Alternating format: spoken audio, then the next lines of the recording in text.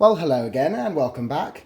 Now, I was in school today with some children and they asked me, what's the best paper plane I know how to make?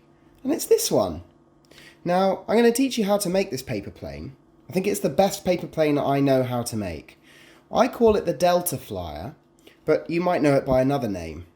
Now, scientifically, there's a couple of reasons why this plane is particularly good.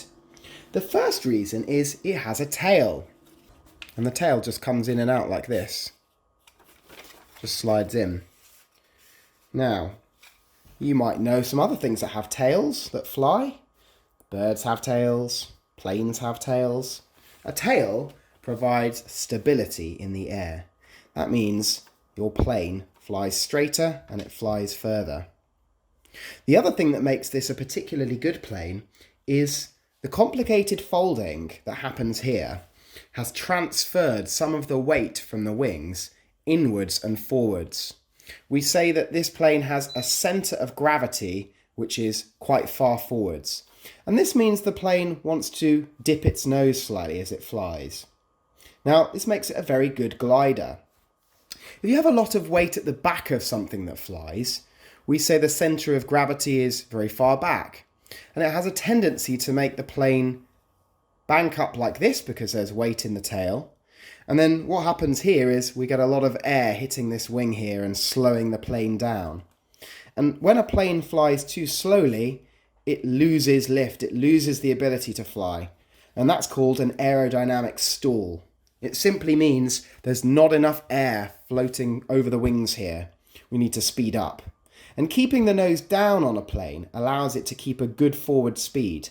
It makes this plane a very good glider. So I'm going to teach you how to make it. I'll put this one to one side for now and let's begin. We're going to start with a normal A4 piece of paper and we're going to begin by making the tail section. So to do that, you need to fold the bottom up nice and carefully. Now it doesn't matter how thick your tail is really, but in my experimentation, a thin tail works a little bit better than a fat tail. This one is, I'd say it's about 4 centimetres in width. 4 centimetres from here to here. Now I'm going to cut this rectangle off nice and carefully and I'm going to put it to one side. That's my tail, that's for later. Right, how do we make the main plane? We're going to begin by folding this corner to this side. We want to make sure the folds in this plane are really accurate because there's some quite complicated folding coming up, and if we don't get the early folds really close, it makes those later folds much harder. So don't press your paper flat until you're 100% sure you've got that folded nicely. We're going to do the same on the other side. Bring the other corner down, make sure it lines up all the way along this edge, and don't press it down until you're ready. We've now got a cross, and this next bit's really clever. I love this fold. Have a look. As I bring this down, the two parts want to fold inwards, and that's what we want to happen. I'm going to bring it down, and we end up with this lovely double fold coming in. I'll show you that one more time. Isn't that nice? Gently push it down, making sure all the corners line up.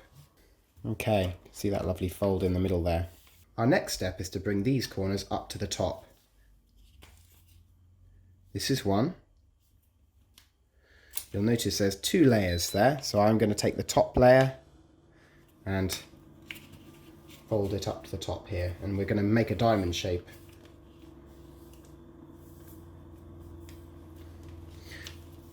This next one, I'm going to do the same. And there's that diamond shape. We're now going to bring this corner here, this corner, to the middle. Watch this fold carefully.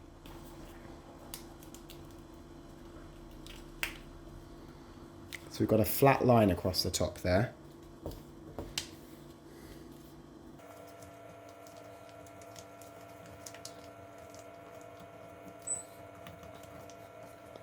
Okay, I've folded in these two. The next step's a bit tricky. Watch closely.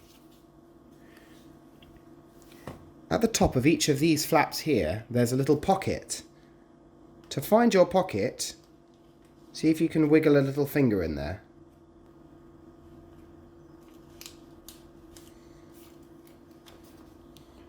So I've made two little openings, and I'm going to fold this. I'm going to tuck it into the pocket. So the top edge here is going to go in there. And now I have to just gently push it in and try and fold it as flat in there as I can. So keep trying to push more and more of it in. There you go. If you work it carefully, it should all go in that pocket. And then you can press it down. Right, this next one, this is the flap. I'm going to bend it over. Push the end in. And then try to stuff as much of it in as you can. You should be able to get it all in. There we go, look. And press down. Okay, nearly finished. This is the last step, which will make our front really strong. I'm going to begin by taking the whole top end of the plane and folding it down against this line here, like that. Give it a good press down. Now we're going to do another move with a pocket. Can you see two pockets at the top of this piece here? There's one. There's the other. There's my two pockets. And we're going to take each of these triangles and we're going to pop an end in to those pockets. It helps if you can give it a little bend sometimes. Just give it a little bend like that just to help it go in. That one's going to go in there. And this one is going to go in there. Now, sometimes it can get a bit stuck like this. My advice is to give it a bit of a push as best you can. And it's already quite strong like that. So if it doesn't want to completely flatten, it's not the end of the world. It gives a nice sort of 3D effect, and also it gives you something to hold as you throw the plane. So it's not the end of the world if it doesn't completely flatten. It still looks really cool. That's the finished plane now. To complete it, we just need to add our tail. And to add our tail, we just need to fold the piece of paper that we took off in step 1 nicely in half lengthways like this. The straighter the better. Take your main plane and give it a bit of a fold in half. See what it looks like. So this is the wings of our plane here. And your tail will slot in like this. And push it all the way up until you can't push it anymore. And it should just stay really nicely in there with friction. It shouldn't want to fall out if you've made it nicely. Okay, the plane's ready to fly. Now I wanted to give you a little tip on adjustments for a paper plane. I like to cut small flaps in my paper plane, like this. Let me show you.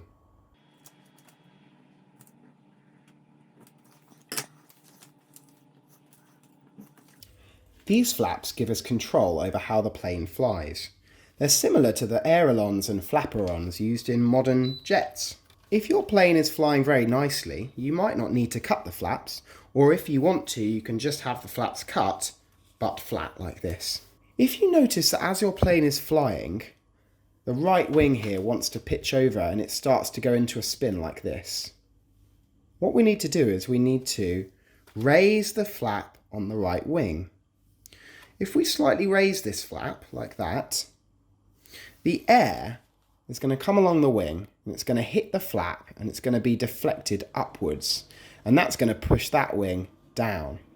So if our plane wants to do this in the air and turn over to the left, raising the flap on that side will push that wing down and give you a level flight.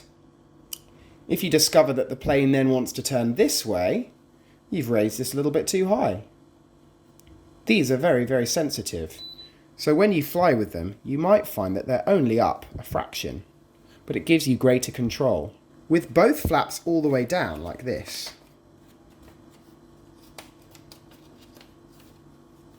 you'll find that your plane wants to nosedive, it wants to go nose down. And if you raise both flaps on both wings all the way like this, you'll find that the plane wants to go up, it will go into a stall, it will go down again, and you'll end up with this sort of up and down bobbing motion. If you want it just to be in a nice perfect glide, this plane should fly pretty well the moment you've made it. But the flaps are a fun extra to experiment with. Another thing I've seen people do with this plane is just to fold the wingtips up a little bit. Like this. Gives it a kind of a cool look in the sky, and it might increase the stability of the flight as well. So, there you have it. Why not get a piece of paper and make your very own Delta Flyer? It's the best plane I've ever flown. Happy flying!